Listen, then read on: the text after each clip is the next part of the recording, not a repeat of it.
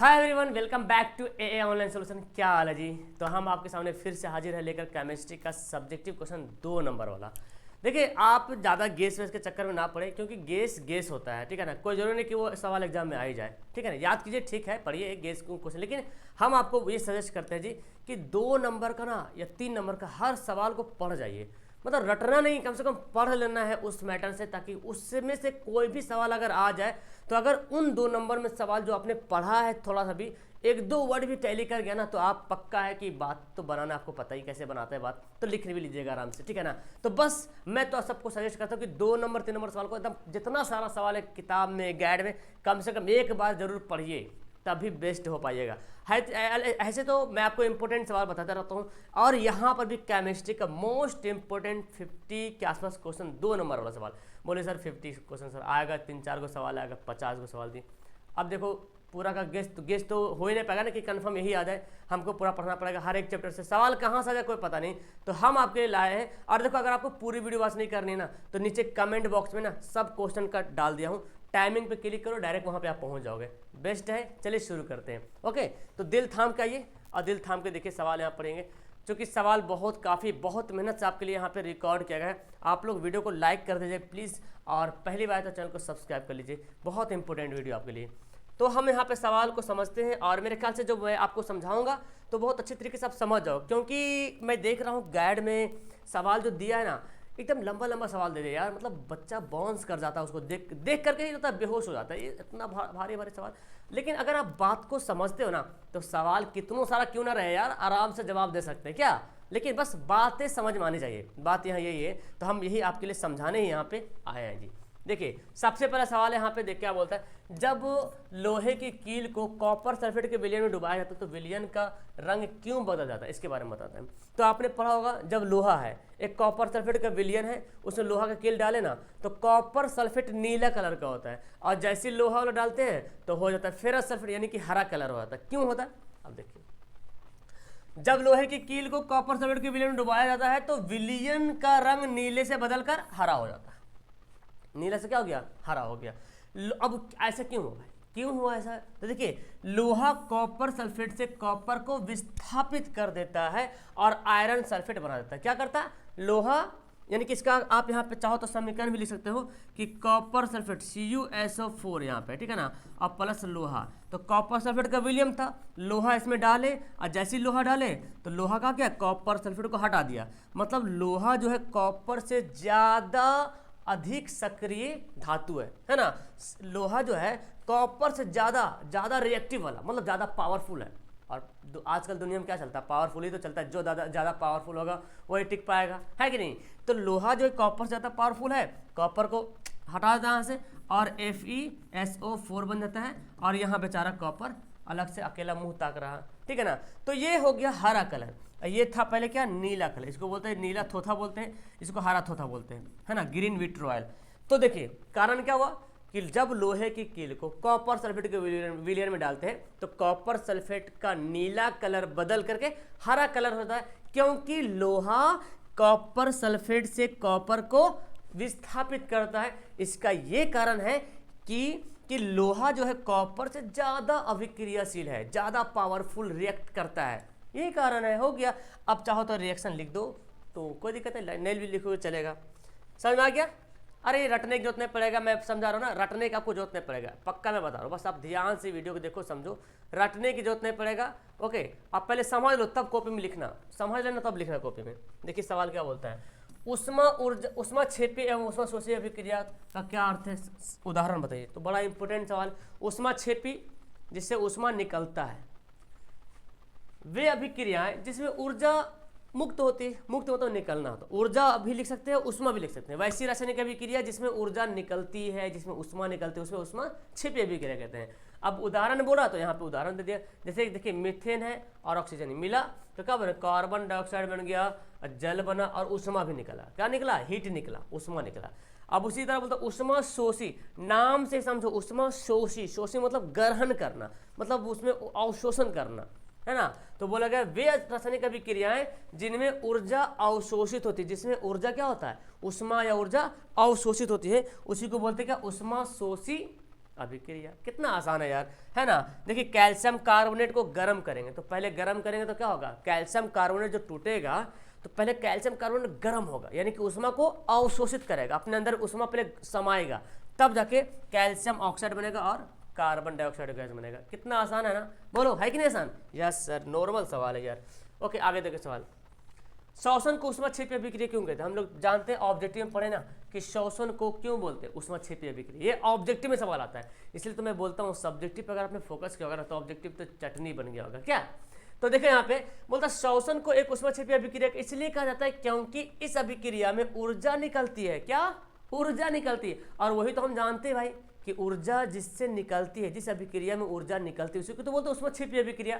तो जब श्वसन करते हैं तो श्वसन से क्या होता है, जब हम सांस लेते हैं, जब अंदर रिएक्शन होता है ऑक्सीजन के साथ, है ना, जब ऑक्सीजन कोशिका में जाता है तो उससे एक एनर्जी निकलता है, ऊर्जा, ठीक है, इसीलिए बोलते हैं इसको ऊष्माक्षेपी। अब देखिए आगे कुछ और एक्सप्लेन कर देंगे, क्योंकि यार 2 नंबर का या 3 नंबर का सवाल है तो एक लाइन लिखने से काम नहीं चलेगा, कुछ तो भड़काव करना पड़ेगा ना।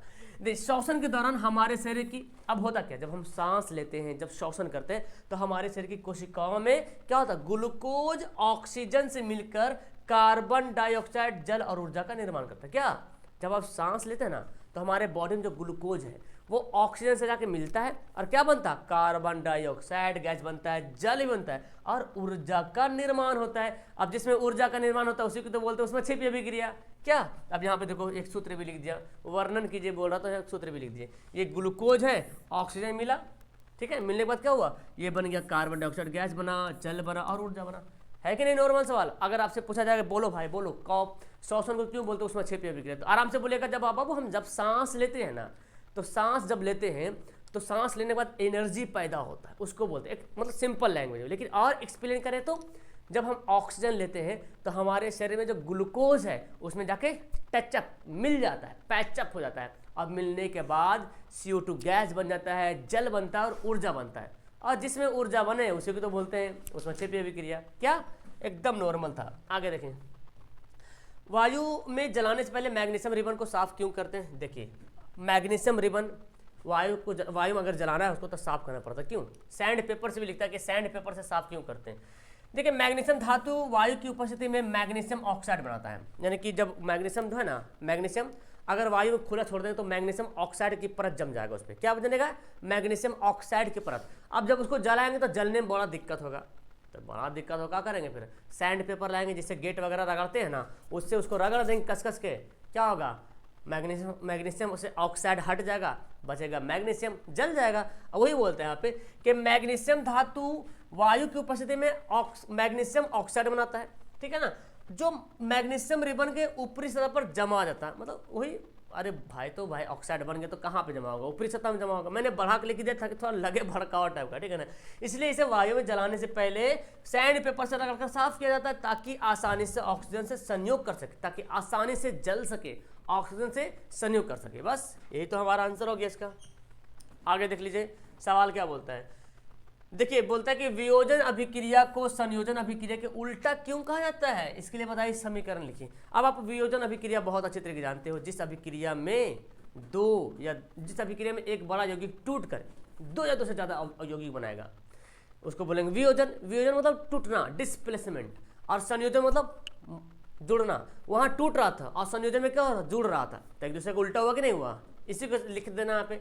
देखिए वियोजन अभिक्रिया को संयोजन अभिक्रिया के विपरीत इसलिए कहा जाता है क्योंकि वियोजन अभिक्रिया में अभिकारक, अरे वही जो रिएक्ट करता है, जो अभिक्रिया करता है, तो अभिकारक टूटकर 2 या 2 से अधिक उत्पाद बनाता है, मतलब 2 या 2 से अधिक पदार्थ बनाता है। नहीं समझ में आएगा उत्पाद तो पदार्थ लीजिएगा, है ना, मतलब क्या समझे कि वियोजन अभिक्रिया में अभिकारक टूटकर 2 या 2 से अधिक पदार्थ बनाता है या उत्पाद बनाता है। लेकिन जबकि संयोजन अभिक्रिया में क्या होता है, 2 या 2 से अधिक पदार्थ जुड़ता है ना, अभिकारक आपस में क्या होता है, जुड़ जाता है, और जुड़ने के बाद क्या होता है, एक नया उत्पाद बनाता है। तो वहां पे एक अभिकारक टूटा तो 2 या 2 से अधिक उत्पाद बनाया, और यहाँ 2 या 2 से अधिक अभिकारक जुड़ा तो एक नया उत्पाद बनाया, तो दोनों का उल्टा हो गया। अब यहाँ पे एग्जांपल समझ, देखिए कैल्शियम कार्बोनेट, देखिए कैल्शियम कार्बोनेट एक बड़ा सा था, ये क्या हुआ, टूटा, तो ये बना, 2 बन गया ना, तो क्या हो रहा, वियोजन हो रहा, टूट रहा। और यहाँ देखिए ये दोनों मिला और CO2 बन गया, क्या हुआ, कैल्शियम कार्बन डाइऑक्साइड गैस, देख रहे हैं, 2 मिला 1 बना, तो ये जुड़ रहा, तो इसको बोले क्या, संयोजन अभिक्रिया बोलेंगे। क्लियर है, एक एक पॉइंट क्लियर करते जाइएगा। और मेरे ख्याल से जो बच्चा इस वीडियो को पूरे ध्यान से देख लेगा, मेरे को नहीं लगता कि उसको रटना उठना पड़ेगा यार, मेरे को जहाँ तक लगता है कि रटना नहीं पड़ेगा, बस समझिए ध्यान से, एकदम मोबाइल को रख दीजिए और कमेंट वगैरह उतना करेंगे होता है बाद में कमेंट कीजिएगा, और ध्यान से पढ़िए, ध्यान से बात को एक एब्जॉर्व कीजिए। 1 घंटा देखो, पूरा सवाल दिमाग में नहीं ठूस दिया ना तो बताना, फिर ध्यान से पढ़ो। सवाल क्या बोलता है, विस्थापन एवं द्विविस्थापन अभिक्रिया में क्या अंतर है। अंतर क्या है, अब देखिए समझते हैं।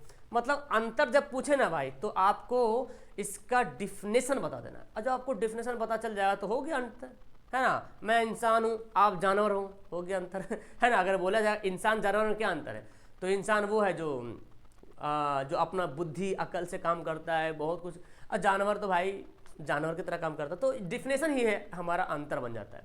चलो अब हमने ऐसे लिख दिया, अब चाहो तो बॉक्स बना के भी लिख सकते हो। देखिए पहले विस्थापन अभिक्रिया का डेफिनेशन करते हैं। देखिए वह अगर आपसे सवाल एक पूछेगा विस्थापन अभिक्रिया क्या है, तो आप यहाँ तक लिख दीजिएगा, द्विविस्थापन क्या है तो यहाँ से यहाँ तक लिख दीजिएगा। वह रासायनिक अभिक्रिया जिसमें किसी यौगिक के अणु में उपस्थित किसी परमाणु को किसी दूसरे तत्व के परमाणु द्वारा विस्थापित कर दिया था। अब थोड़ा लग रहा सर कैसे कैसे हो रहा सर, समझ में नहीं आ रहा, देखो ध्यान से। वह रासायनिक अभिक्रिया जिसमें किसी यौगिक के अणु, कोई यौगिक है उसका अणु, उसमें उपस्थित किसी परमाणु को किसी दूसरे तत्व के परमाणु द्वारा उपस्थित करता है। मतलब जैसे आपने कैसे बताया था मैंने, कॉपर सल्फेट एक यौगिक था, तो उसमें उपस्थित जो कॉपर है, वही बोला, उसमें उपस्थित किसी परमाणु को, तो कॉपर उपस्थित था। अब कॉपर को लोहा का क्या था, हटा दिया, किसी दूसरे तत्व परमाणुओं के द्वारा, यानी कि लोहा के द्वारा हटाया गया था कॉपर को। समझ में आया। मतलब वैसे रासायनिक अभिक्रिया जिसमें किसी यौगिक के अणु में उपस्थित परमाणु किसी दूसरे तत्व या किसी दूसरे तत्व के परमाणु के द्वारा क्या करते, विस्थापित कर दिया जाता है। जैसे यहाँ देखो जिंक है, कॉपर क्लोराइड है, तो जिंक जो है कॉपर क्लोराइड है, क्या है, एक यौगिक है, और इसमें जो है कॉपर, तो जिंक जो है कॉपर से ज़्यादा अभिक्रियाशील है, तो जिंक क्या करेगा, कॉपर को हटा देगा और खुद चला जाएगा यहाँ पे। समझ में आया। तो वह रासायनिक अभिक्रिया जिसमें किसी यौगिक के अणु, है ना, किसी दूसरे तत्व के अणुओं के द्वारा विस्थापित किया जाता है। और यहाँ पे लिख दीजिएगा ये वाला डिफिनेशन, यानी ये वाला उदाहरण लिख दीजिएगा, ये रिएक्शन लिखना बहुत जरूरी है। द्विविस्थापन क्या होता है, वह रासायनिक अभिक्रिया जिसमें 2 यौगिक, कितना यौगिक, नाम ही है द्विव, मतलब 2 यौगिक अपने आयनों का आदान प्रदान करके 2 नए यौगिक का निर्माण करता है। मतलब 2 यौगिक मिल गया और अपने आयन का क्या कर रहा, ये इसको दे रहा, वो उसको ले रहा, है ना, ये इसको आयन दे रहा, वो इसको आयन ले रहा, है ना, वो ले रहा, आपस में आदान प्रदान कर रहा, तो उस प्रकार जो बनेगा और विस्थापन होगा उसको बोलते हैं द्विविस्थापन अभिक्रिया। जैसे यहाँ पे देखिए भाई साहब, NaCl है, AgNO3 है, तो Na किसके साथ मिल गया, Na मिल गया NO3 के साथ, और AgCl के साथ मिल गया। तो देखो हुआ ना, ये इसके साथ चला गया, वो उसके साथ चला गया, है ना। तो जब 2 वैसे रासायनिक अभिक्रिया जिसमें 2 यौगिक अपने आयनों का आपस में लेन देन करता, अच्छा आदान प्रदान नहीं समझ तो लेन देन कर दो, है ना, या तो स्थानांतरण करता है या तो तबादला करता है, जैसे भी लिख दीजिए अपना लैंग्वेज में। नंबर मिलेगा 4 के यार, ठीक है ना, नंबर काटने वाला नहीं है। अवक्षेपण अभिक्रिया क्या समझते हैं, देखिए अवक्षेप का मतलब भी होता है यार, जब कोई रिएक्शन होता है तो कोई ठोस चीज बन जाना, उसको बोलते हैं अवक्षेप। देखिए दिखता है कि जब 2 विलयन के बीच रासायनिक अभिक्रिया होती है तो उसके बाद श्वेत सादा टाइप का ठोस पदार्थ का निर्माण होता है, जिसे अवक्षेप कहा जाता है। और ये जो अभिक्रिया है अवक्षेपण कहते हैं। अवक्षेप क्या होता है, कोई रिएक्शन हुआ, जैसे बोलते हैं ना, जैसे गन्ना का रस पीते हैं, क्या करते हैं, गन्ना का रस गाढ़ा, तो जो महीन हो जाता है ना, उसका जो गन्ना जो होता है, जो लकड़ी टाइप का होता है, वो महीन पिसा जाता है, वो अवक्षेप प्राप्त हो गया, और जो गन्ना हुआ वो पी लिया हम लोग। तो वैसे रासायनिक अभिक्रिया में जब अभिक्रिया होता है तो कुछ श्वेत टाइप का, सादा टाइप का ठोस पदार्थ जो है अवक्षेप के रूप में जमा हो जाता है, तो उसको बोलते हैं अवक्षेप। और वो अभिक्रिया को क्या बोलेंगे, अवक्षेपण। अब देखिए यहाँ पे NaCl के साथ अभिक्रिया हुआ, सोडियम क्लोराइड और सिल्वर नाइट्रेट, तो ये अभिक्रिया होने के बाद AgCl अलग हो गया NaNO3, तो ये जो है ना, यही है अवक्षेप। Ag सिल्वर क्लोराइड क्या है, सादा टाइप का। तो आपने पढ़ा सिल्वर क्लोराइड का रंग कैसा होता है, बोलो, सादा। अरे वही तो यहाँ पे लिखा है, देखो। अरे यार ये तो मैं मैक की तरफ उल्टा हो रहा हूँ। देखो ये जो श्वेत ठोस पदार्थ लिखा ना भाई, तो यही है सिल्वर क्लोराइड। आपको एग्जाम में आता है ना, सिल्वर क्लोराइड का कलर कैसा होता है, सफ़ेद। ये कैसा कलर होता है, सफ़ेद होता है, ठीक है। चलो ऑब्जेक्टिव यही तो निकल के आता है, जिधर से ऑब्जेक्टिव हार्ड वाला निकल के आता है, बच्चा को लगता है बाप रे कितना बड़ा ऑब्जेक्टिव है। इसको तो मेरे ज़्यादा लंबा मिल नहीं पाया इसलिए मैंने लिख दिया लोहे के वस्तु को हम पेंट क्यों करते हैं, तो लिख दिया पेंट करने से। अब देखो हर कोई जानेगा क्यों करते हैं, एक बुढ़ा से पूछो, बुढ़ी से पूछ दो, दादी से पूछो, सब बता देगा कि मारेगा 2 झापड़। बोले समझ में ना आता है, पढ़ रहा तुम अभी तक तुमको पता नहीं चला कि लोहे के वस्तु में हम पेंट क्यों करते हैं है कि नहीं, हर कोई बता देगा। बोलेगा सिंपल यार बेवकूफ़, जंग नहीं लगेगा इसीलिए पेंट करते हैं, और क्या, बस उसी भाषा को हम लिख देना है यहाँ पे, फिजिक्स की भाषा, केमिस्ट्री की भाषा में। पेंट करने से लोहे के पदार्थ का ऊपरी भाग छुप जाता है। यार तुम लिख दो अच्छा सजा के, और क्या, वह वायु के साथ सीधे संपर्क में नहीं आता। मेन कारण यही है, यही कारण है मेन, कि लोहा को जब पेंट करते हैं तो वायु के संपर्क में नहीं आता है। जब वायु के संपर्क में नहीं आता तो ऑक्सीजन से वो रिएक्शन नहीं करेगा, और रिएक्शन नहीं करेगा तो ऑक्साइड की परत नहीं बनेगा, नहीं बनेगा तो संक्षारण नहीं होगा, मतलब खराब नहीं होगा। वही बात यहाँ पे, अच्छा वो आप ऐड कर सकते हो ऑक्सीजन वगैरह में, तो एक्स्ट्रा बोल दिया हूँ।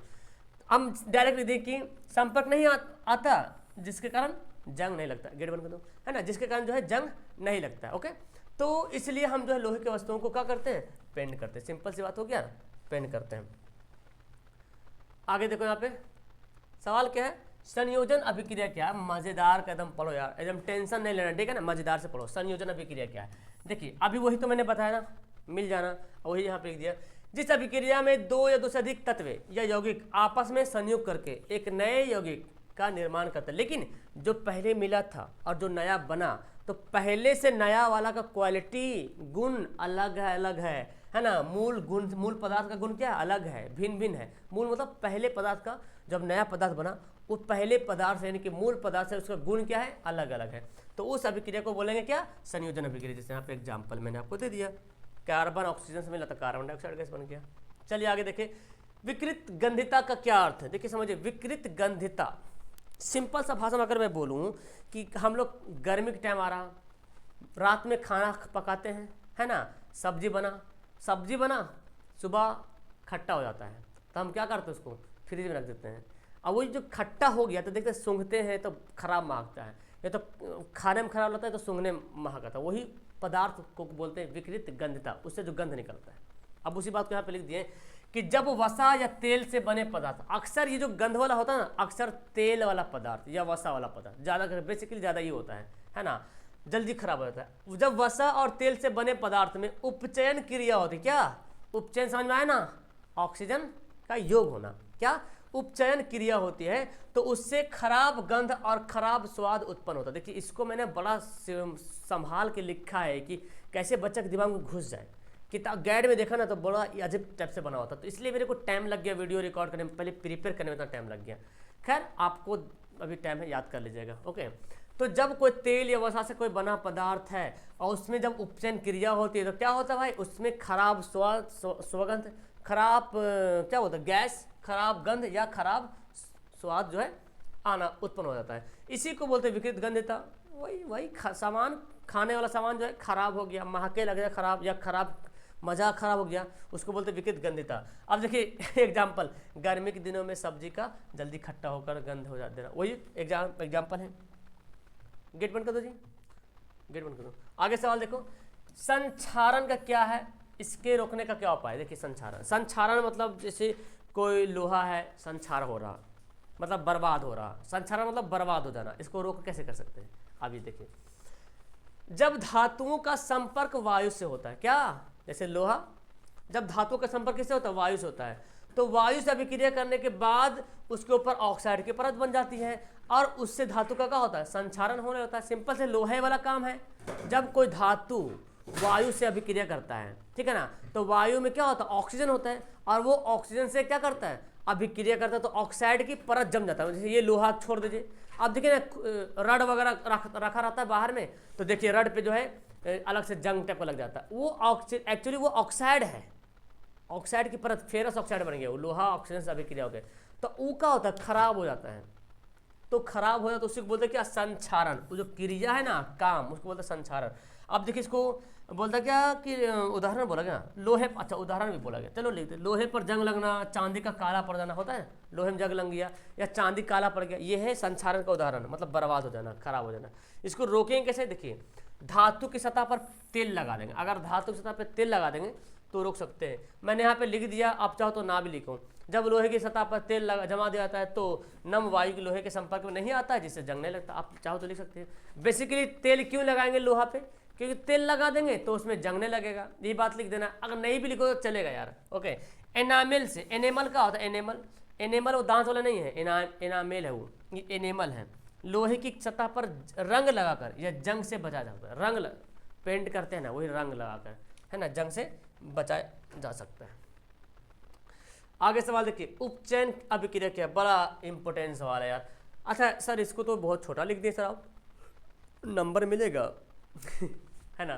देखिए नंबर मिल सकता है यार, कोई बड़ी बात नहीं है, क्योंकि इसमें कुछ करना, हाँ इसमें चाहो तो मैं तो लगभग लिख ही दिया है, बड़ा थोड़ा कुछ बोल सकते हैं। ऐसे देखो, जिस अभिक्रिया में ऑक्सीजन का योग होता है, अच्छा योग होता है भी लिख सकते हैं, और हाइड्रोजन का वियोग होता है, उस अभिक्रिया को उपचयन अभिक्रिया कहते हैं। यहाँ पे एग्जाम, हाँ ये देखो, ये जो लिखोगे ना, ये इसी से आपको 1 नंबर मिलेगा, ऐसे नहीं मिलेगा 1 नंबर। कोई काट सकता है 1 नंबर क्या, उससे नहीं काटेगा यार, इससे तो 1 नंबर पक्का देगा।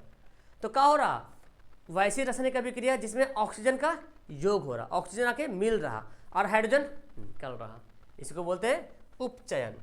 इसको ऑक्सीकरण भी बोलते हैं, नोट कर लीजिएगा, ऑक्सीकरण भी इसको बोलते हैं।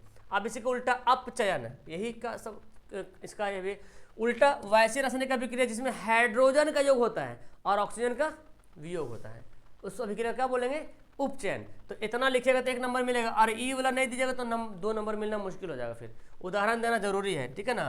तो देखो क्या हो रहा है यहाँ पे, देखो यहाँ पे क्या हो रहा है, हाइड्रोजन यहाँ पे देखो मिल रहा ना, और ऑक्सीजन यहाँ से देखो, कॉपर से क्या हुआ, ऑक्सीजन निकल गया, कॉपर से ऑक्सीजन निकल गया ना, निकला कि नहीं, और यहाँ जो है क्या हुआ, हाइड्रोजन जाके मिल गया यहाँ पे जाके, तो ये हो जाएगा उपचयन। आगे देख लेते हैं भाई, धातु के साथ अम्ल की अभिक्रिया होने पर सामान्यतः कौन सी गैस निकलती है। चलिए सिंपल सा, यहाँ पे तो कुछ करना भी नहीं, एक लाइन का सवाल है। जब धातु के साथ अम्ल की अभिक्रिया होगी, जब धातु के साथ किसी अम्ल की अभिक्रिया होती तो प्रायः हाइड्रोजन गैस निकलती है। क्या, हालांकि सवाल तो कुछ वैसा कुछ बोल नहीं रहा, तो हम इतना बोल सकते हैं, कौन सी गैस निकलती है, प्रायः जितना भी धातु अगर उससे अम्ल से रिएक्शन कराएंगे तो हाइड्रोजन गैस निकलेगी। अब ये जो आपने लिखा ना, इसमें तो 1 नंबर देना तय है। देख लीजिए, Zn है H2SO4, ये क्या है, ये अम्ल है, ये धातु है, ये अम्ल है, अभिक्रिया हुआ तो ZnSO4 और हाइड्रोजन गैस निकल गया, क्या, हाइड्रोजन गैस निकला। ओके चलिए, तो इक्वेशन आके मेरी को जान बचा दे रहा क्या। उदासीनीकरण अभिक्रिया क्या कहते हैं, देखिए 2 उदाहरण देना, 2 उदाहरण भाई, तो 1 ही उदाहरण दिए यार, चलो 1 उदाहरण खुद से बनाना। वैसी अभिक्रिया जिसमें किसी अम्ल और क्षार आपस में प्रतिक्रिया करते हैं और लवण और जल बनता है। उदासीनीकरण वैसी रासायनिक अभिक्रिया जिसमें कोई भी, जिसमें क्या, अम्ल और क्षार, क्या, एसिड और बेस, अम्ल क्षार अभिक्रिया करेगा और क्या बनाएगा, लवण और जल बनाएगा। अब इस तरह जो अभिक्रिया करता है उसी को बोलते हैं उदासीनीकरण, यानी कि न्यूट्रलाइजेशन रिएक्शन। अब देखो HCl है, ये अम्ल है, ये क्षार है, अभिक्रिया किया तो ये लवण बन गया, क्या बना, ये लवण बना, और ये क्या बना, जल बना। तो जब ऐसा रिएक्शन होगा कि अम्ल क्षार से अभिक्रिया होगा, लवण और जल बन जाएगा, तो उसको बोलेंगे उदासीनीकरण अभिक्रिया। यहाँ पे सारा क्वेश्चन इंपोर्टेंट, इसलिए मैं कोई स्पेशल एक क्वेश्चन को नहीं बोल सकता हूँ कि यार ये एकदम एकदम एकदम एकदम ये है सब एकदम में है, ठीक है ना। तो आप सबको पढ़ो। अच्छा अब तक कुछ लगा, कोई हार्ड कुछ ऐसा तो मेरे ख्याल से नहीं लग रहा। 1-2 सवाल रहेगा जो कि कार्बन वाला रह सकता है, या तो फिर मेंडलीफ वाला, तो मे भी तो 1-2 तो अल्टर तो हर कुछ में रहता है, नहीं एक्सेप्शन तो हर कुछ में रहता है। क्या, देखिए आश्रित जल विद्युत का वाहन चालक क्यों नहीं करता, आश्रित जल, जबकि वर्षा जल करता है। आश्रित बोलते हैं डिस्टिल्ड वाटर, सबसे शुद्ध जल इसी को बोला गया, इसी का pH मान 7 होता है।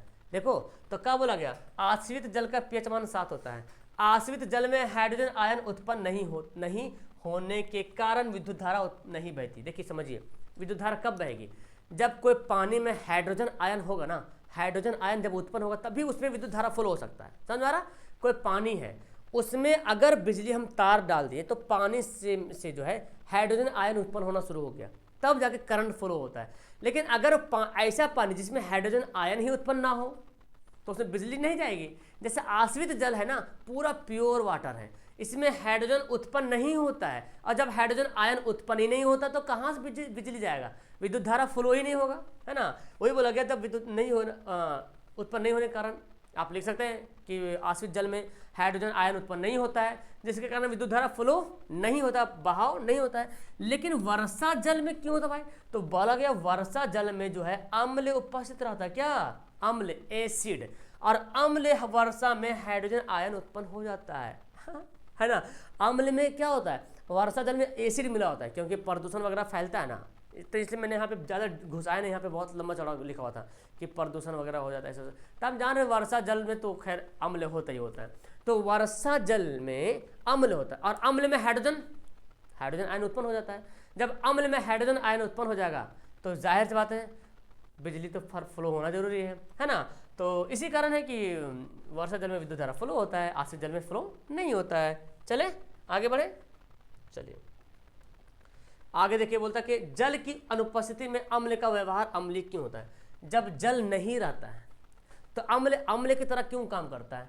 अम्ल के व्यवहार अम्लीय क्यों नहीं होता? अच्छा, जैसे कोई अम्ल है, अगर उसमें जल नहीं मिलाएंगे ना तो अम्ल का जो बिहेवियर है वो अम्ल के जैसा नहीं होता है। क्यों भाई? बड़ा इंटरेस्टेड है ना। जब कोई, अच्छा यहाँ पे अगर प्रैक्टिकल रहता तो ज़्यादा मज़ा आता है। क्या? जब कोई हमारे पास कोई अम्ल है, अब उसमें हम पानी नहीं मिलाएं तो अम्ल का जो गुण है, जो बिहेवियर करने को होता है कि नीला को लाल कर देना होता है लिटमस को, वो नहीं करता है। क्यों? अब देखो यहाँ पे अम्लों को अम्लीय व्यवहार हाइड्रोजन आयन के कारण होता है। भाई साहब, मतलब अम्ल में अम्लीय व्यवहार तब होगा जब उसमें हाइड्रोजन आयन फ्लो होगा, है ना। अब पानी ही नहीं डालेंगे तो हाइड्रोजन आयन कहाँ से बहेगा भाई? अम्ल है, सूखा है, पानी डालवे नहीं करेंगे तो हाइड्रोजन आयन उत्पन्न ही कहाँ से होगा, है ना। तो पता चला कि अम्ल में अम्लीय व्यवहार तभी होता है जब उसमें हाइड्रोजन आयन होगा। अम्ल केवल जल में विलय होने पर ही हाइड्रोजन आयन उत्पन्न करता है। वाह, केवल जल में ही, और कोई चीज में नहीं। जल की अनुपस्थिति में अम्ल हाइड्रोजन आयनों को उत्पन्न नहीं करता है। एक ही बात को बार बार लिख देना, और क्या है। तो सिंपल से बोल सकते हैं कि अम्लीय व्यवहार में तभी होता, अम्ल का व्यवहार अम्लीय माध्यम में तभी होगा जब अम्ल में क्या होगा? हाइड्रोजन आयन उत्पन्न होगा। अब भाई हाइड्रोजन आयन होगा तो यहाँ पे बोला गया अम्ल केवल जल में ही विलय है, जल में ही घोल करके उसको हाइड्रोजन आयन उत्पन्न किया जा सकता है ना। अब बताओ भाई, जब जल में घोलेंगे, जल की उपस्थिति ही नहीं होगी, जब अम्ल में जल को मिलाएंगे नहीं तो हाइड्रोजन आयन उत्पन्न ही नहीं होगा। जब उत्पन्न नहीं होगा तो भाई सिंपल सी बात, अम्ल की तरह काम नहीं करेगा। समझ में आ रहा ना? अरे नॉर्मल सा सवाल है यार, ठीक है। दिमाग यहाँ पे इंटरेस्ट बनाओ। पहले तो आप जब सब्जेक्टिव पढ़ते हो ना तो पहले अपने अंदर इंटरेस्ट पैदा करो कि हमको करना क्या है, हमको पढ़ना है, ठीक है। ये देखो, अम्ल का जलीय विलयन विद्युत का चालन क्यों करता है? अम्ल का जलीय विलयन क्यों विद्युत का चालन करता है? अभी मैंने बता दिया, वही सवाल था वर्षा जल वाला, कि अम्ल का जलीय विलयन, जब अम्ल पानी मिलाते हैं ना तो उससे बिजली प्रवाहित होने लगता है। क्यों? तो वही बात है, हाइड्रोजन आयन उत्पन्न हो जाएगा, है ना। वही बोला गया, अम्ल के जलीय विलयन हाइड्रोजन आयन का निर्माण करते हैं, जिसके कारण जो है विद्युत धारा फ्लो हो जाता है, और क्या, विद्युत का चालन हो जाता है। तो इसमें कुछ ज़्यादा लंबा लिखना तो है नहीं। अच्छा, ज़्यादा लंबा आप यहाँ पे लिख सकते हो कुछ बढ़ा चढ़ा के, कि जब अम्ल में जब पानी मिला देते हैं तो उससे हाइड्रोजन आयन उत्पन्न हो जाता है, और हाइड्रोजन आयन उत्पन्न होने के मतलब ही है कि विद्युत धारा फ्लो होना। अगर अब मिला दो, बढ़ा दो लाइन यार, अगर हम अम्ल में पानी को नहीं मिलाएंगे, यानी कि अम्ल को जलीय विलयन अगर नहीं करेंगे तो हाइड्रोजन आयन उत्पन्न नहीं होगा।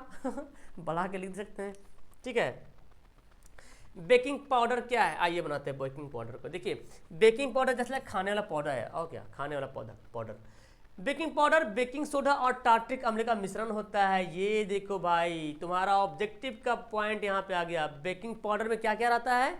बेकिंग सोडा और टार्ट्रिक अम्ल। कौन सा अम्ल रहता है? टार्ट्रिक अम्ल। क्लियर है ना? ऑब्जेक्टिव में पढ़ा आपने नहीं? आपने पढ़ा होगा कि बेकिंग पाउडर में टार्ट्रिक अम्ल पाया जाता है। अब क्या होता है, जब इसे जल में मिलाया जाता है तो कार्बन डाइऑक्साइड गैस निकलता है। ओ, बेकिंग पाउडर कमाल देखो, जब बेकिंग पाउडर को पानी में मिलाते हैं, ये बोला जल में मिलाते हैं, जब पानी मिला देंगे तो पानी से CO2 गैस निकलेगा, और कार्बन डाइऑक्साइड गैस बड़ा फुलाने वाला गैस है ना। इसमें अब वही कारण है कि उसमें पाव रोटी पकाना है, या केक बनाना है, मुलायम चीज़ बनाना है, कोई एकदम खस्ता भोजन बनाना है, तो इसके लिए फूल जाएगा। समझ में आया? यही है, और क्या, पाव रोटी वगैरह बना के खाइए, और क्या, बेकिंग पाउडर यही है। ज़्यादा है तो यहाँ पे लिख सकते हैं, इसका सूत्र NaHCO3 होता है। लिख सकते हैं यहाँ पे क्या है बोला ना, तो अब लिख सकते हैं इसका रासायनिक सूत्र ये होता है सोडियम बाइकार्बोनेट, इसका सूत्र NaHCO3 होता है। ये अपने इतना लिख दीजिएगा तो और अच्छा रहेगा, है ना। चलिए आगे देखें सवाल। सवाल क्या बोलता है, प्लास्टर ऑफ पेरिस को आर्द्रता से दूर क्यों रखना चाहिए भाई साहब, क्यों? प्लास्टर ऑफ पेरिस देखे हैं, जो गली वगैरह में जो वाइट वाइट पाउडर जो छिड़कते हैं ना, वही प्लास्टर ऑफ पेरिस है। तो बोलता है उसको नमी से क्यों दूर रखना चाहिए, नमी से। आर्द्रता मतलब वही होता है नमी, मतलब नम वायु से दूर क्यों रखना चाहिए, आइए समझते हैं। देखिए प्लास्टर ऑफ पेरिस को आर्द्रता से दूर रखना पड़ता है क्योंकि वायुमंडलीय जलवाष्प को शोषित कर जिप्सम बदल जाता है। रे तो प्लास्टर ऑफ पेरिस कहलाएगा भी नहीं अगर प्लास्टर ऑफ पेरिस को नम वायु में रख देंगे तो जिप्सम बन जाएगा, फिर भाई फिर प्लास्टर ऑफ पेरिस का काम खत्म। अच्छा मैंने सॉरी यार, मैंने तो कुछ और बोल दिया। Plaster of Paris just like वो हड्डी वाला जो जोड़ने का काम आता है। मैंने ब्लीचिंग पाउडर के बारे में बता दिया, पाउडर वाला जो कीट पटेंगा, कीट मारने वाला जो होता है। तो प्लास्टर ऑफ पेरिस जो हड्डी टूटने में जोड़ता है, मूर्ति बनाने में जो करते हैं ना, तो अगर हम इसको नम वायु में रख देंगे यानी कि आर्द्र वायु में रख देंगे तो क्या बना देगा, जिप्सम बन जाएगा। फिर प्लास्टर ऑफ पेरिस रहा कहाँ, फिर तो जिप्सम हो जाएगा। और जिप्सम को कुछ अलग ही काम है, प्लास्टर ऑफ पेरिस का अलग काम है। तो हमको प्लास्टर ऑफ पेरिस बना के रखना तो क्या करना पड़ेगा, हमको सूखा वायु में रखना पड़ेगा, आर्द्र वायु में नहीं। अब यही समझ में आ गया क्यों उससे दूर रखते हैं, क्योंकि अगर उसमें रखेंगे तो क्या बन जाएगा, जिप्सम बन जाएगा। अब यहाँ पे एक फॉर्मूला लिख दो, ये है प्लास्टर ऑफ पेरिस का फॉर्मूला, एकदम देख लो आग फाड़ फाड़ के एकदम यही सवाल आप लिखना है। CaSO4 इंटू हाफ H2O, क्या हाफ H2O तो प्लास्टर ऑफ पेरिस, इसमें जल मिलाए तो क्या बन गया, ये बन गया जिप्सम। जिप्सम का सूत्र भी देख लो ध्यान से, एब्जॉर्ब करो बातों को। आगे देखो, आयोडीन युक्त नमक का उपयोग की सलाह क्यों दी जाती है। मैंने ना सवाल तो बहुत काफ़ी जवाब था भाई, मतलब मैं क्या बोलूँ, हर सवाल का जवाब लंबा लंबा था, इसको मैंने काट छाट के छोटा किया, ठीक है ना। और जो सटीक है वही मैंने आपको दिया, क्योंकि ये 2 नंबर का सवाल क्या हैसियत रखता है 5 नंबर सवाल के बीच में, है कि नहीं आगे देखो, तो आयोडीन युक्त नमक के उपयोग की सलाह इसलिए दी जाती है क्योंकि आयोडीन हमारे शरीर के लिए आवश्यक तत्व है ना जी। आयोडीन हमारे शरीर के लिए क्या है, एकदम आवश्यक तत्व है, इसलिए तो इसका बोलते हैं उपयोग करने। अब भाई इतना छोड़ के थोड़ी चल जाना है, पूरा बताना है डिटेल से, क्या कि इसकी कमी से थायराइड से संबंधित रोग होते, क्या थायराइड से संबंधित रोग होते, यानी आयोडीन की कमी से घेंघा नामक रोग हो जाता है।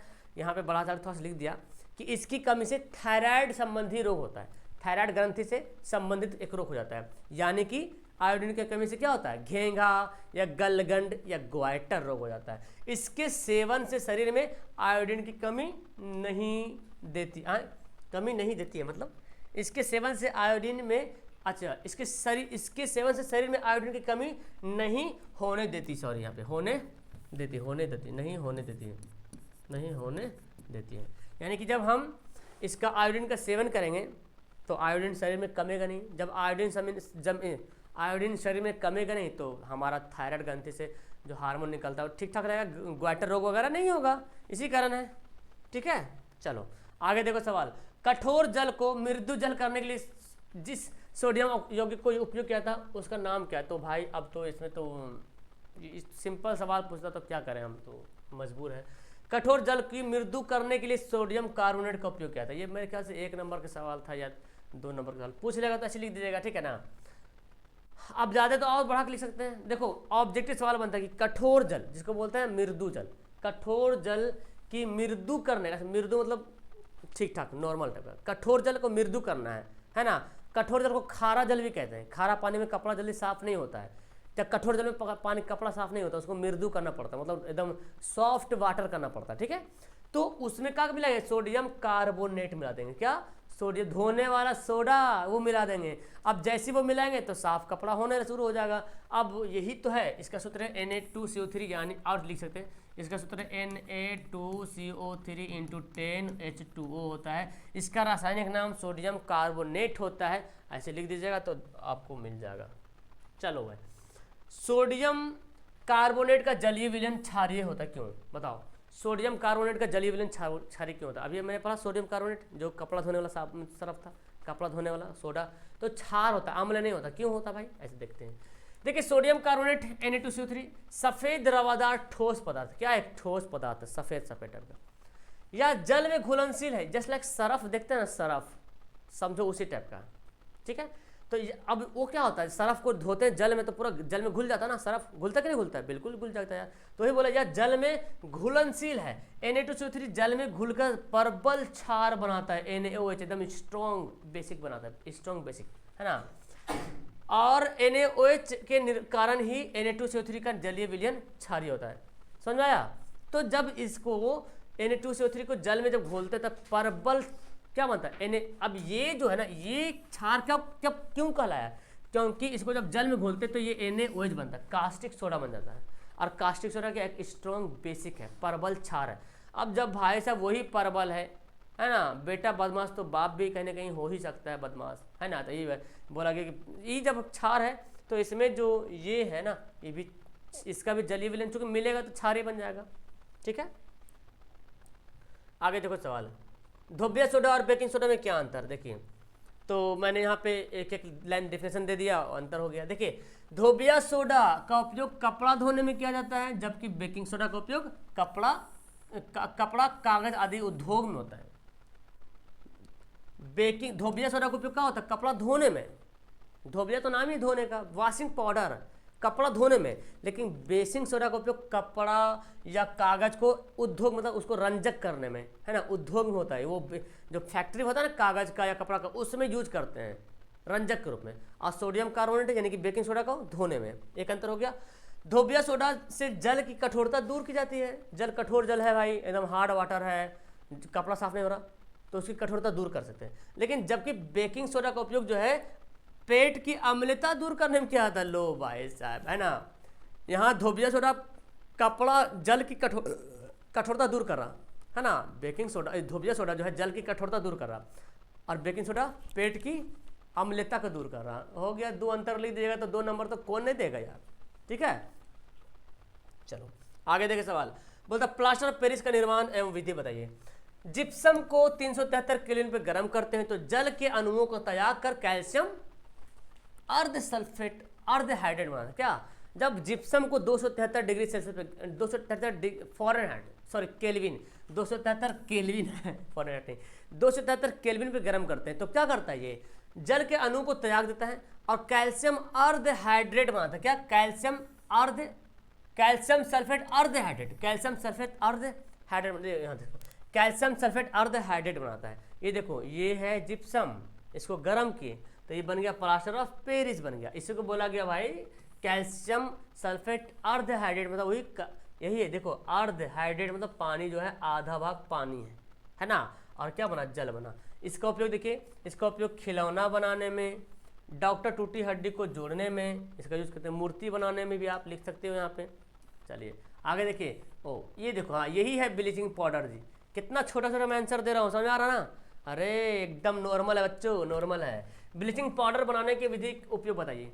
देखिए, शुष्क बूझा हुआ चूना पर क्लोरीन गैस की क्रिया से विरंजक चूर्ण बनता है। मतलब ये हुआ कि बूझा हुआ चूना, शुष्क बूझा हुआ चूना, ठीक है, समझे? बूझा हुआ चूना मतलब देखो ये वाला कैल्शियम हाइड्रोक्साइड, जो चूना जो होता है काली चूना, उसको पानी में डाल देंगे ना तो कैल्शियम हाइड्रोक्साइड बन जाएगा, तो उसको बोलते हैं शुष्क बूझा हुआ चूना। तो उसको जो है उस पर क्लोरीन गैस, मतलब मानते ये मेरा बॉक्स है, सपोज डेट ये मेरे पास बाल्टी है ना, इसमें चूना डाला हुआ है पानी में, ठीक है, तो इसमें अब इस पानी में कैल्शियम क्लोरीन गैस प्रोवाइड करेंगे। कौन सी गैस? क्लोरीन गैस गुजारेंगे, तब विरंजक चूर्ण बन जाएगा भाई साहब। देखिए यही है, ब्लीचिंग पाउडर बन जाएगा। तब क्या बन जाएगा? ब्लीचिंग पाउडर बन जाएगा। इसी का उपयोग करते हैं लॉन्ड्री में साफ कपड़ों के विरंजक करने में। अरे लॉन्ड्री मतलब कपड़ा वपड़ा जहाँ पे ढेर सारा होता है ना, वो लॉन्ड्री बोलते हैं। तो क्या साफ कपड़ों को विरंजक, कपड़ा साफ हो गया और उसको एकदम विरंजक मतलब समझो पोटाई वटाई करने में, है ना। रोगाणुनाशक के रूप में भी इसका यूज करते हैं। पानी को साफ करने में भी क्लोरीन, इसका विरंजक चूर्ण का इस्तेमाल करते हैं, है कि नहीं? पानी वानी साफ करने में इसका इस्तेमाल करते हैं। इसको इधर ही ले चलाते हैं, जहाँ से ठीक दिखेगा। चलो आगे देखो, 2 भौतिक गुणों के आधार पर धातु और अधातु में अंतर बताइए। ये सारा सवाल 2 नंबर का है। भौतिक गुण के आधार पर, क्या? भौतिक गुण के आधार पर। देखिए, धातुओं के तार खींचे जाते हैं यानी तन्य होती हैं। धातु के तार क्या करते हैं? खींच सकते हैं। धातु के तार हम खींच सकते हैं, और खींचने को क्या बोलते हैं? तन्य होते हैं। लेकिन अधातुएं तन्य नहीं होती, मतलब अधातु के तार खींच नहीं सकते हैं। देखते हैं तांबा, सोना, तांबा का, लोहा का, एल्युमिनियम का तार बनाते हैं क्योंकि वो तन्य होता है। सोना सबसे ज़्यादा तन्य धातु है क्योंकि वो सबसे ज़्यादा खींच सकते हैं वहाँ पे, ठीक है ना। उसी प्रकार दूसरा देखिए, धातु को पीट कर पत्थर बनाया जा सकता है। क्या? पत्थर, प्लेट की जैसा। इसको बोलते हैं आघात वर्धनी, यानी कि धातु क्या होता है? आघात वर्धनीय होते। अच्छा, ये अगर नहीं भी लिखेगा चलेगा, लेकिन ये बड़ा इंपॉर्टेंट पार्ट है। तन्य और आघात वर्धन बहुत इंपॉर्टेंट पार्ट है कि धातु तन्य होती है, मतलब अच्छा आप ऐसे भी लिख सकते हैं धातु तन्य होती है, मतलब इसको खींचकर तार बनाया जा सकता है, लेकिन अधातु तन्य नहीं होता है। धातु आघातवर्धन्य होता है, मतलब इसको पीट पीट करके पत्थर बनाया जा सकता है, मतलब पतली चादर बनाया जा सकता है, लेकिन अधातु आघातवर्धन्य नहीं होता है। ठीक है, चलो लो, अगर चूरेंगे तो चूर, पीटेंगे तो चूर चूर हो जाएगा, अधातु चूरिएगा तो नहीं टूट जाएगा जी। अब ईटा अधातु है, चोरिए चूर हो जाएगा। देखिए यहाँ पे क्या है, एल्युमिनियम अत्यंत क्रियाशील है। अरे भाई साहब बहुत ज़्यादा रिएक्शन धातु है, लेकिन फिर भी इसका उपयोग खाना बनाने के बर्तन में क्यों करते हैं? बहुत ज़्यादा रिजेक्शन वाला धातु है, लेकिन खाना बनाने में बर्तन में क्यों इस्तेमाल करते हैं? देखिए एल्युमिनियम क्रियाशील धातु है, जानते हैं जी, लेकिन यह उष्मा और विद्युत का अच्छा चालक भी है, मतलब उष्मा भी बहुत ज़्यादा चलता है, उसमें बहुत जल्दी गर्म हो जाता है, और विद्युत तो चलता ही चलता। तो हमको खाना बनाने में बिजली की क्या जरूरत पड़ेगा, हमको तो आग चाहिए ना, है ना, खाना बनाने में आग चाहिए। गैस भी बनाते हैं तो गैस में तो आग निकलता है, बिजली तो आता नहीं। हाँ बिजली वाला अगर कुछ यूज करे तो हमको बहुत सतर्क यूज करना पड़ेगा। ठीक है, तो बेसिकली आग से यूज करते हैं। तो एल्युमिनियम बहुत अभिक्रियाशील धातु है, और इसमें उष्मा और विद्युत का बहुत अच्छा चालक भी है, मतलब बेस्ट कंडक्ट अच्छा माना जाता है। चांदी के समय तो लेकिन फिर भी अच्छा है, उष्मा और चालक का अच्छा चालक माना जाता है। ठीक है ना, इसी उष्मीय चालक के कारण, अब इसी कारण क्योंकि उष्मा बहुत जल्दी फास्ट है, गर्म बहुत जल्दी हो जाता है, अब इसी कारण इसको खाना बनाने बर्तन में इस्तेमाल करते हैं। आप देखिए जितने सारे घर में बर्तन देखिए, एल्युमिनियम का ज़्यादा बर्तन मिलेगा, स्टील का ही मिलेगा, लेकिन एल्युमिनियम का उससे ज़्यादा मिलेगा। एल्युमिनियम का कढ़ाई है, डेगची है, बड़का बड़का डेग देखिए ना, शादी में जो डेग बनता है का चीज़ रहता है, एल्युमिनियम ना रहता है, एल्युमिनियम तो रहता है भाई, लोहा का नहीं रहेगा, वो पता चला कि बीरबल की खिचड़ी बन जाएगा फिर क्या, तो इसीलिए जी। चलो आगे देखिए सवाल, आगे सवाल देखिए, मजा आ रहा मेरे ख्याल से। अब तक कोई सवाल हार्ड नहीं लगा होगा, ये सारा सवाल पढ़ा हुआ था, बस आपको माइंड को फ्रेश कर रहा था कि कैसे दिमाग में आ जाए। अब रटना नहीं है, इसको रिवीजन कर लेना है, समझ लेना है, वीडियो सेव कर लो, ठीक है ना। देखिए गर्म जल का टैंक बनाने में तांबे का उपयोग होता है, मतलब कि इस्पात का नहीं, क्यों नहीं, इस्पात का क्यों नहीं करते भाई, दोनों तो वही चीज़ धातु ही तो है। चलिए देखते हैं। देख इस्पात गर्म जल के साथ अभिक्रिया करता है, बड़ा बदमाश है वो, क्या करता है गर्म जल के साथ रिएक्शन कर लेता है। एक तो होता है बदमाश, कमीना जैसा, वो कमीना है, वो है, तुरंत रिएक्शन कर लेगा, है ना। अब इस गर्म जल से निकलने वाला भाप, अब जो गर्म जल से तो भाप निकलेगा, अब जो भाप निकलेगा, भाप से इस्पात फेरिक ऑक्साइड बनाता है, क्या फेरिक ऑक्साइड बनाता है, और हाइड्रोजन मुक्त करता है। तो ऐसे में क्या होगा यार, इस्पात ही क्षरण हो जाएगा, इस्पात खत्म हो जाएगा, है ना। फेरिक ऑक्साइड बना लेगा तो जम जाएगा उस पर, तो फिर तो पानी खराब हो जाएगा ना, फिर तो पानी खराब, फेरिक ऑक्साइड बनेगा मतलब पानी खराब हो जाना और हाइड्रोजन गैस निकलना। लेकिन तांबा बड़ा शरीफ है, तांबा गर्म जल के साथ अभिक्रिया नहीं करता है। सवाल पूछा जाए कौन सा तत्व है, कौन सा तत्व है जो गर्म जल के साथ अभिक्रिया नहीं करता, कौन है, तांबा नहीं करता है। अब जब तांबा करता नहीं तो उष्मा का भी बहुत अच्छा चालक है, पानी को हिट भी रखता है ना। एक थर्मा आता है ना, पानी रखने वाला थर्माकोल, क्या बोलते उसको यार, देखो जहन में निकल जाते बात, एक बोतल के जैसे आता है ना यार, जो पानी प्यास लगी है बोतल में आता है ना, वो चाय वगैरह गर्म रखने के, ठंडक दिन में भी यूज करते हैं, गर्म दिन में ठंडा रखते हैं, उसमें होता है तांबा।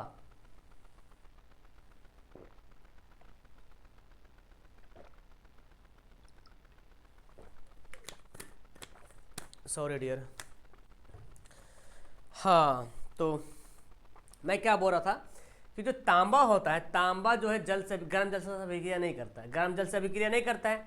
तो भाई सिंपल सी बात है, गर्म जल से अभिक्रिया नहीं करेगा तो उसमें उष्मा का चालक बहुत अच्छा, बेस्ट लाइन है, गर्म जल उष्मा का बहुत अच्छा चालक, उष्मा बहुत अच्छा चालकता होता है, तो पानी को क्या करता है, गर्म करके रखता है।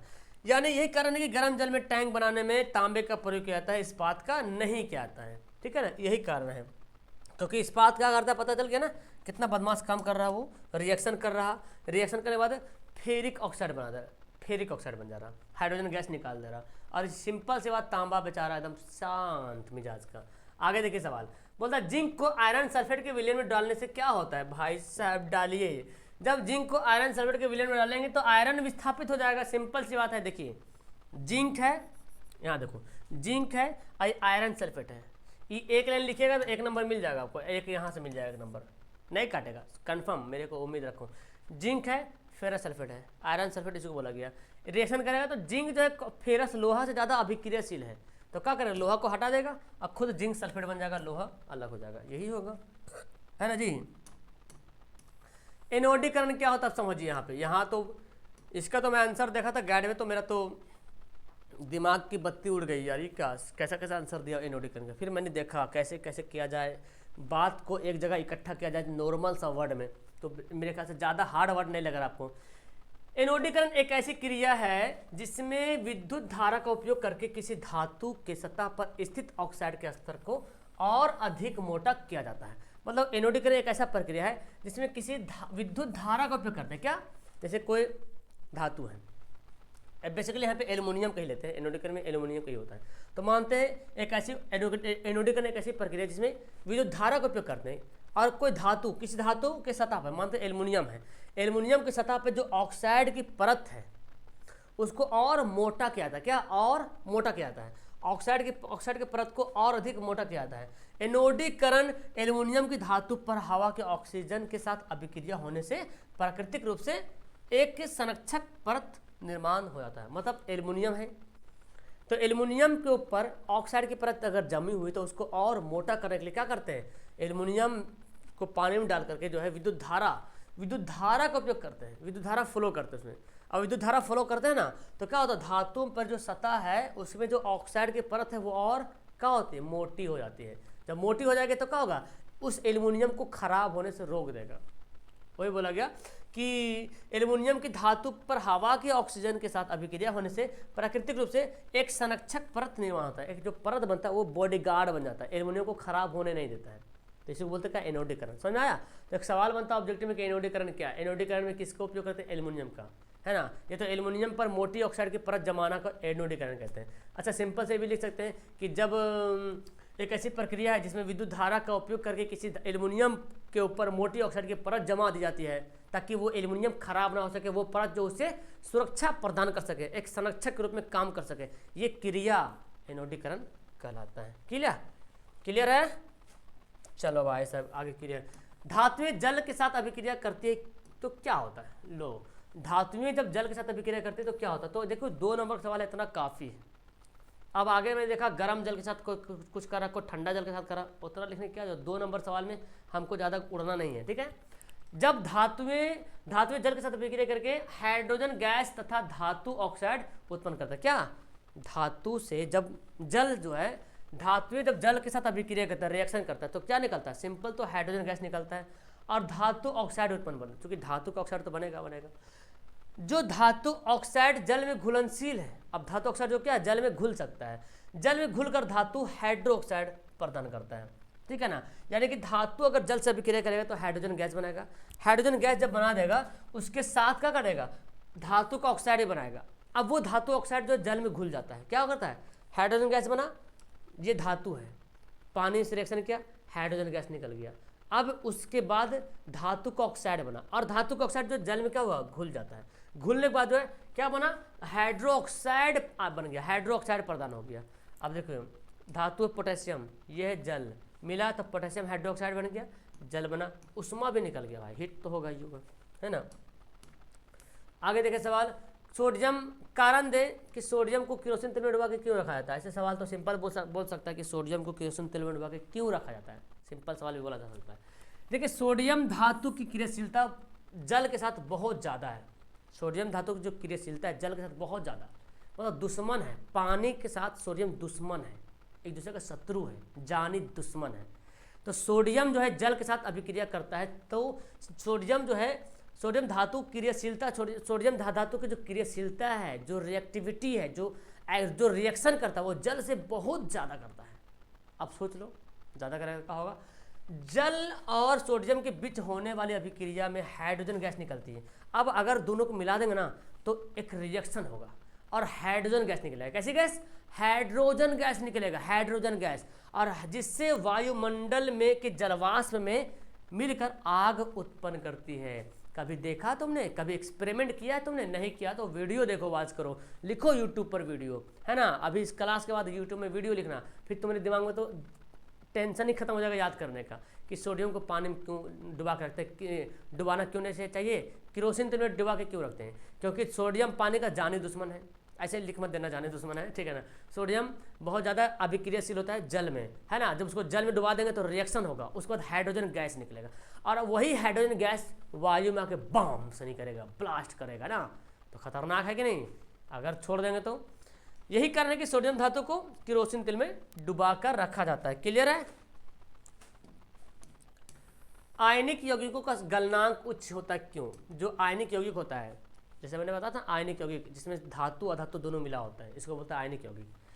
आयनिक यौगिकों का निर्माण धन और ऋण आवेशों कणों के बीच होता है। पता है, धातु अधातु, तो धातु धन आवेश है और अधातु क्या है, ऋण आवेश। आपको पता, धातु जो धन आवेश जनरेट करता है, अधातु ऋण आवेश करता है। तो ये दोनों का मिला करके जो है क्या होता है, एक बीच का एक रिएक्शन होता है। आयनिक यौगिक क्या होता है, जो धन और ऋण आवेश मिलता है तब बनता आयनिक यौगिक। मतलब धातु और अधातु ये दोनों मिलता है तो कैसा यौगिक बनता है, आयनिक यौगिक बनता है। इनके बीच मजबूत स्थिर विद्युत आकर्षण बल होता है, बहुत स्ट्रॉन्ग बन जाता भाई, बहुत स्ट्रॉन्ग। धातु अधातु मिल गया तो मजबूत बन गया। इस स्थिर विद्युत बल को तोड़ने में काफी ऊष्मा उत्पन्न की आवश्यकता होती है।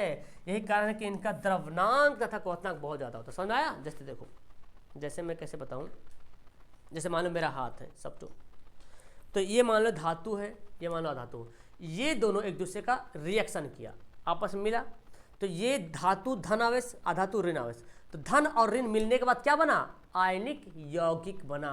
अब जो ये जो मिला ना, तो इसके बीच में क्या हुआ, एक नाम यहाँ पे स्थिर विद्युत आकर्षण बल, इलेक्ट्रिक टाइप का स्थिर विद्युत आकर्षण बल बना। स्थिर, ये बात याद करना, स्थिर विद्युत आकर्षण बल काम करने लगा, एक ऐसा ताकत जनरेट हो गया, स्थिर विद्युत आकर्षण मतलब बिजली के जैसा एकदम बल बन गया। अब इसको तोड़ना है ना, तो भाई तोड़ने के लिए बहुत ज़्यादा चाहिए, इसलिए तोड़ने के लिए इनका द्रवनांक और क्वथनांक भी बहुत ज़्यादा है, तभी टूट पाएगा। ये दोनों इतना कस सट गया जो ऐसे टूट नहीं सकता, तो इसलिए इसका गलनांक ज़्यादा होता है ना। इसलिए इसका गलनांक क्या होता है, बहुत देर में गलता है, टूटता बहुत देर में। समझ में आ गया आयनिक यौगिक? जस्ता के दो अयस्क का नाम लिखिए, सूत्र लिखिए, इस सवाल पूछा था भाई। तो जस्ता के दो यौगिक नाम है जिंक ब्लेंड कैलेमाइन, इसका सूत्र है ZnS, यानी कि जिंक ब्लेंड हो गया, कैलेमाइन का ZnCu। ठीक है, 2 नंबर का सवाल है। ये ऑब्जेक्टिव में पूछता है। निस्तापन क्या है, बताइए निस्तापन क्या होता है? देखिए, जब कार्बोनेट अयस्क को सीमित वायु में उच्च ताप पर गर्म कर ऑक्साइड में बदला जाता है। जब कार्बोनेट, कोई कार्बोनेट यौगिक है, जैसे जिंक का ZnCO3 कार्बोनेट है, जब कोई कार्बोनेट अयस्क है, क्या है, अयस्क, कार्बोनेट वाला अयस्क है, उसको सीमित वायु में, मतलब एक लिमिट वायु है, एक सीमित है वायु है, वायु की में उच्च ताप पर, बहुत हाई टेम्परेचर पर, उच्च ताप पर, बहुत हाई टेम्परेचर पर जब उसको गर्म करते हैं, तो उस गर्म करने के बाद क्या होता है, ऑक्साइड बदल जाता है। क्या होता है, जैसे जिंक कार्बोनेट है तो जिंक ऑक्साइड बन जाएगा। तो जब कोई कार्बोनेट यौगिक या कार्बोनेट अयस्क को सीमित वायु में या वायु की उपस्थिति में बोल सकते हैं, बहुत उच्च ताप पर, बहुत हाई टेम्परेचर पर जब गर्म करते हैं तो क्या बनता है, धातु के ऑक्साइड बन जाता है। अब ऑक्साइड बन जाता है, इसी क्रिया को बोलते हैं निस्तापन। क्या बोले, निस्तापन। क्या बोलते हैं, निस्तापन। इसी क्रिया को बोलते हैं निस्तापन।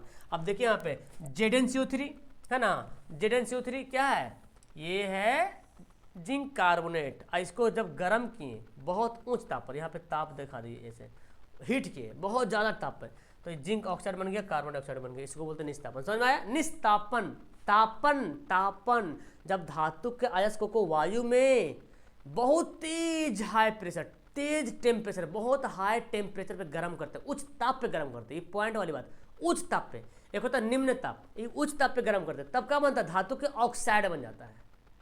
इसको क्या बोलेंगे, निस्तापन कहेंगे। याद हो गया? चलो याद हो जाएगा, तुम यहाँ खड़े खड़े याद करा देंगे, टेंशन ना लो। खनिज अयस्क में क्या अंतर है, खनिज अयस्क में देखिए यहाँ पहले मैं डिफिनेशन लिख दिया। प्रकृति में पाए जाने वाले धातुओं के यौगिक खनिज कहलाते हैं। जो प्रकृति में धातु के यौगिक पाए जाते हैं उसको क्या बोलते हैं, खनिज बोलते हैं।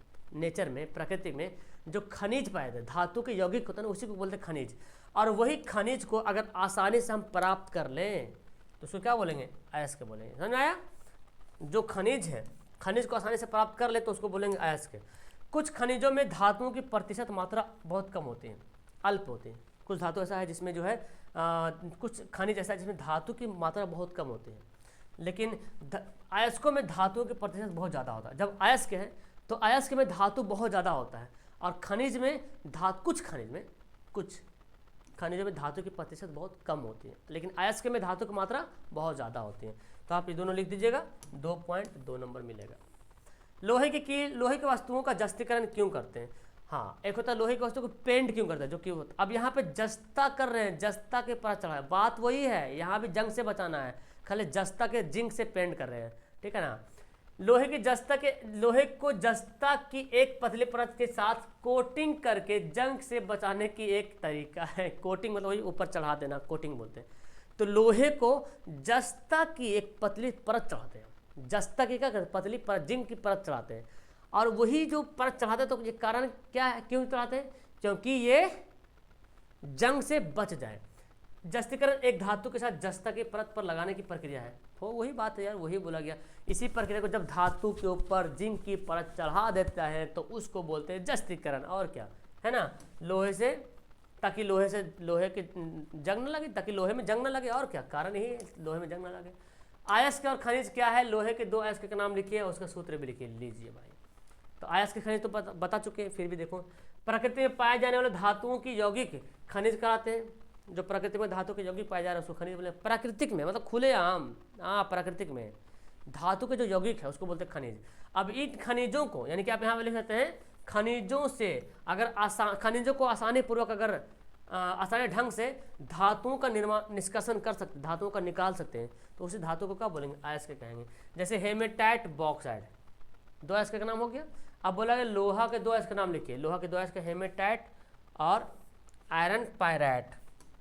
आयरन पायराइट, ये तो हेमेटाइट सीडेराइट भी लिख सकते हैं, हेमेटाइट मैग्नेटाइट। तो हेमेटाइट हो गया, आयरन पायराइट हो गया। इसका फॉर्मूला यहाँ पे, इसका फॉर्मूला देखो ये FeS2।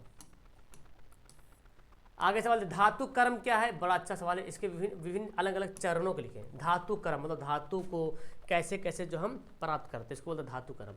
धातु कर्म वह विधि है जिसके द्वारा अयस्क से शुद्ध धातु का निष्कासन होता है। धातु कर्म एक ऐसा है जो धातु कहाँ से प्राप्त होता है, अयस्क से। जैसे हेमेटाइट से लोहा प्राप्त होगा, बॉक्साइट से एल्यूमिनियम प्राप्त होगा, सिनेबार से पारा प्राप्त होगा, ठीक है ना, डोलोमाइट से मैग्नीशियम प्राप्त होगा।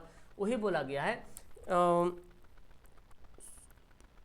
सॉरी डोलोमाइट पोटेशियम का होता है ना, पोटेशियम शायद, मैग्नीशियम कंफ्यूज हो गया इसमें, चलो कोई बात नहीं।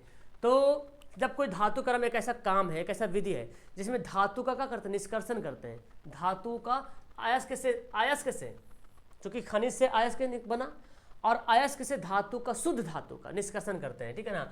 उसी को अयस्क से शुद्ध धातु का निष्कर्षण ही बोलते हैं धातु कर्म, इसी को बोलते हैं धातु कर्म। तो लिख सकते हैं कि अयस्कों से शुद्ध धातु का निष्कर्षण या अयस्कों से शुद्ध धातु को निकालना धातु कर्म कहलाता है। इसका चरण देखिए, पहला काम क्या करते हैं, समृद्धिकरण करते हैं। अयस्कों को क्या करते हैं, समृद्धिकरण। देखिए, अयस्कों से गैंग को हटाकर प्रक्रिया को समृद्धिकरण करते हैं। गैंग बोलते हैं जो बेकार के पदार्थ अयस्क में मिला होता है, उसको बोलते हैं गैंग। तो पहले गैंग को हटाते हैं, उसके बाद फिर धातुओं का निष्कर्षण करते हैं। इसके लिए निस्तापन वाला काम करते हैं, चाहे भर्जन करते हैं, अपघटन आदि विधि का उपयोग करते हैं ताकि धातु निकल सके। तो ये 2 नंबर कैसे, ज़्यादा नहीं जाना इसमें, लॉन्ग रहेगा तो सबका एक्सप्लेन करना पड़ेगा, यहाँ पे लिखना पड़ेगा, इक्वेशन वगैरह भी लिखना पड़ेगा। तो पहले समृद्धिकरण की, है ना, समृद्धिकरण करने के बाद क्या हो, निष्कासन किए, निष्कर्षण, फिर धातु का परिष्करण मतलब शुद्ध टाइप का किए। अशुद्ध धातुओं को विभिन्न अनेक प्रकार के विधियों के द्वारा शुद्ध करते हैं। जैसे विद्युत अपघटनी हो गया, परिष्करण द्वारा शुद्ध किया जाता है। तो पहले धातु का समृद्धिकरण किए, वेस्ट पदार्थ को बाहर निकाल दिए, ठीक है। अब उसको क्या किए, उसके बाद उसका धातु का निष्कर्षण किए, निस्तापन और जारण विधि से धातुओं का निष्कर्षण होता है, ये दोनों कर दिए। अब जो अशुद्ध हुआ ना, उसको शुद्ध बनाने के लिए क्या करते हैं, कुछ विधि है जिसको बोलते हैं विद्युत अपघटन। क्या, विद्युत अपघटन करते हैं, या तो विद्युत अपघटन परिष्करण द्वारा शुद्ध करते हैं, विद्युत अपघटन के द्वारा शुद्ध करते हैं। यही हो गया भाई। आगे देखो, सल्फाइड अयस्क के सांद्रण के लिए फेन उत्प्लवन विधि का संक्षेप कीजिए। देखिए, सल्फाइड अयस्क का सांद्रण करने के लिए उन्हें खूब महीन पीसकर पाइन के तेल मिले जल के साथ मिलाकर हवा के झोंके के द्वारा झाग पैदा किया था। पहले एक बड़ा सा टैब है, ठीक है ना, उसमें पानी मिला हुआ है। तो सल्फाइड अयस्क को सांद्रण करने के लिए खूब महीन पीसकर पाइन के तेल, अब तेल के साथ मिलाते हैं और हवा के झोंके से क्या करते हैं, उसका झाग पैदा करते हैं। तो होता क्या है कि शुद्ध अयस्क जो होता है वो झाग के साथ आ जाता है, और जो अशुद्ध होता है वो नीचे जाके बैठ जाता है। इसका आपने फिगर देखा, इस प्रकार आपने फिगर देखा होगा केमिस्ट्री में, तो इस तरह से बना होता है।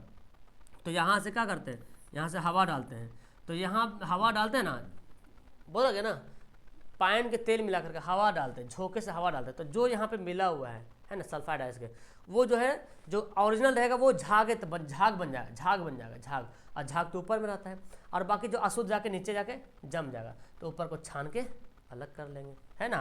इसी को बोलते हैं सल्फाइड अयस्क से सांद्रण के लिए फेन उत्प्लावन विधि। इसका नाम है उत्प्लावन, मतलब तैरना, ऊपर ऊपर उपला जाना, उसको बोलते हैं उत्प्लावन। सहसंयोजक बंधन क्या है, देखिए ये सवाल आ गया है चैप्टर नंबर 4 से ना। सहसंयोजक बंधन, दो परमाणुओं के बीच इलेक्ट्रॉन के एक युग्म के साझेदारी के द्वारा बनने वाले बंधन को सहसंयोजी बंधन कहते हैं। हाँ, इलेक्ट्रॉन के एक युग्म में, कोई एक युग्म में एक जोड़ा अगर कम मिलता है तो क्या बोलते हैं, सहसंयोजी बंधन कहते हैं। जैसे देखो यहाँ पे हाइड्रोजन है, यहाँ से दिख रहा है आपको जी, हाँ दिख तो रहा, हाइड्रोजन दोनों मिला, अब ये दोनों आपस में क्या करेगा, सहसंयोजी बंधन बनाएगा। तो देखो ई हाइड्रोजन में एक ठो होता है और इसमें एक अणु होता है, चूंकि एक ही है ना हाइड्रोजन में, तो दोनों को दो बनना होता है, तो ये एक ठो इसको लिया, एक इसको दिया, तो ये भी हो गया दो ठो और ये भी दो हो गया, इसको बोलते हैं सहसंयोजी बंधन। अब एक और, अच्छा 2 एग्जाम्पल बोला भाई, 2 एग्जाम्पल बोला है, चलो 2 एग्जाम्पल ले लो। जैसे यहाँ पे देखो ऑक्सीजन, अब देखिए भाई यहाँ पे ध्यान से, ऑक्सीजन होता है 8, इसको तोड़ता है तो 2 और 6 में टूटेगा, तो ऑक्सीजन को 8 बनना है तो 2 चाहिए ना, और तो 2 क्या करेगा, अब O2 है, क्या है O2 है, तो ई देखो, ई ऑक्सीजन का देखो 1 2 हो गया, 3 4 हो गया, 5 6 हो गया, ठीक है। और इसका वाला भी देखो 1 2 3 4 5 6, अब इससे 2 इसको दे देगा, अब इसका 2 इसको मिल जाएगा, तो बोलो 8 हुआ ना, देखो गिनो, इधर 8 है उधर भी 8 है, तो पूरा हो गया। तो वही तो होता है सहसंयोजी यौगिक में, आपस में क्या होता है, जोड़ा बंध के साझेदारी करता है।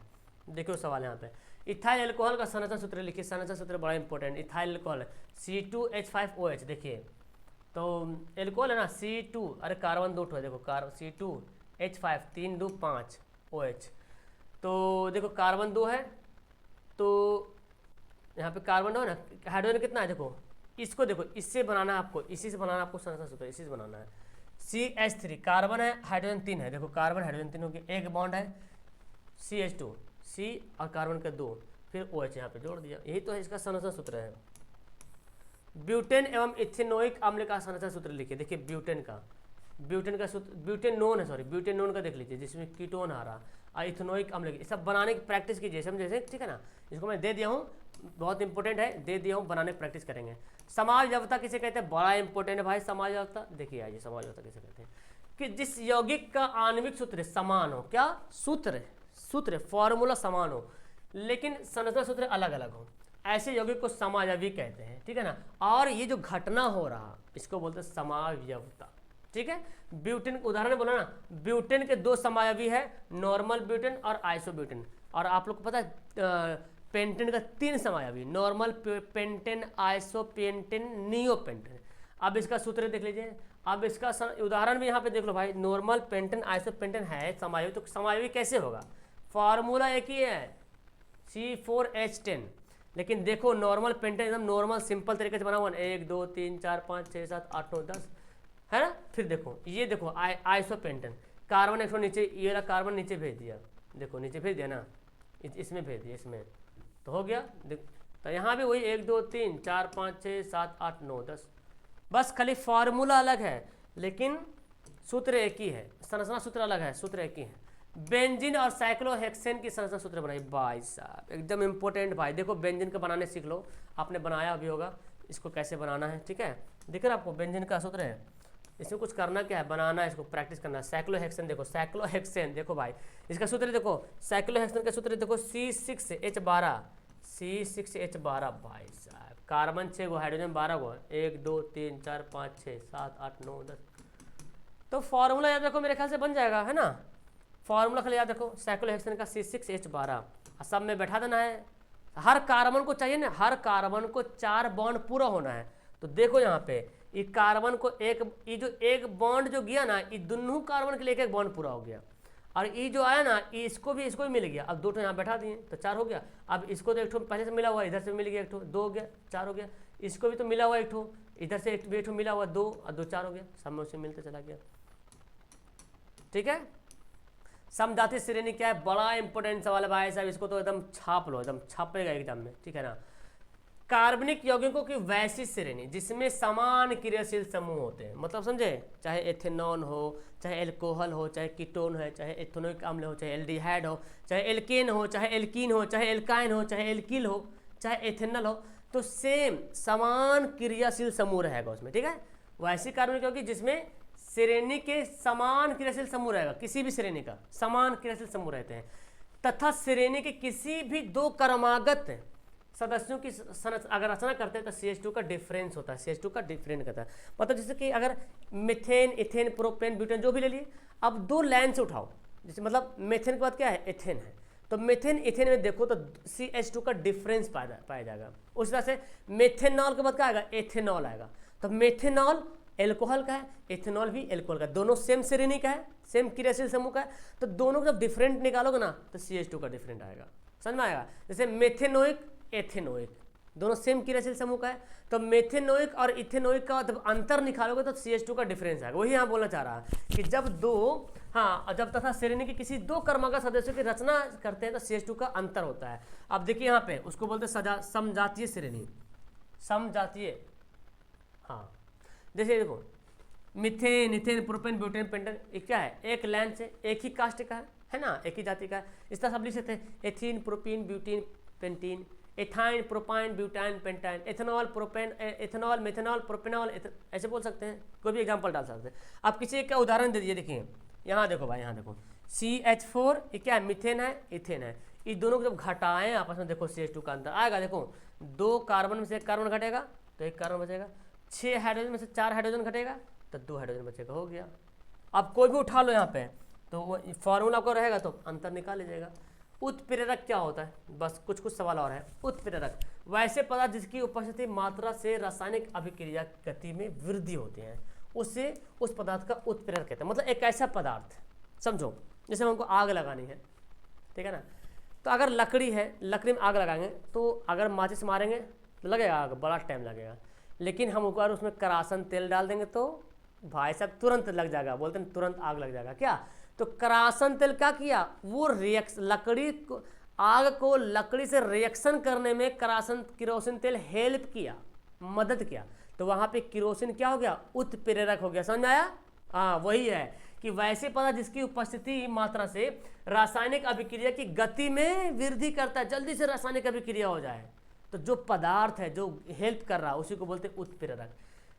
उत्प्रेरक अभिक्रिया में भाग नहीं लेता है, हाँ, उत्प्रेरक क्रिया नहीं करता है, वो खाली हेल्प करता है, अभिक्रिया नहीं करता। अभिक्रिया तो रिएक्शन करेगा ना, अभिक्रिया नहीं करता है, केवल क्रिया की गति को प्रभावित करता है कि जल्दी से रिएक्शन हो जाए। देखते हैं तेल क्या करता है, केरोसिन तेल क्या करता है ना, आग से आग को जलाता है, और आग क्या करता है, जल्दी से रिएक्ट कर लेता है, उसको लकड़ी को जलाता है।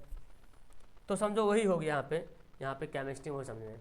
किण्वन की क्रिया क्या है, देखिए वह रासायनिक क्रिया जिसमें सूक्ष्म जीव, कोई सूक्ष्म जीव चाहे इष्ट है, इष्ट ही ज़्यादा करके किण्वन होता है, सूक्ष्म जीव इष्ट आता है, तो हम यहाँ पे इष्ट नहीं लिखे, जाने सूक्ष्म जीव तो छोड़ दिए।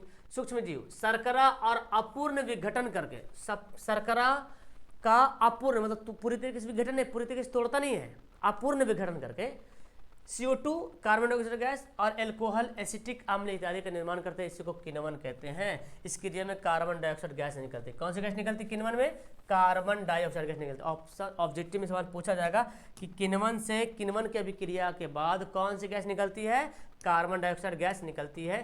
किण्वन की अभिक्रिया किसमें होती है, किण्वन किसमें होती है, इष्ट में होती है। चलो भाई 1 घंटा हो गया ना, 1 घंटा 8 मिनट।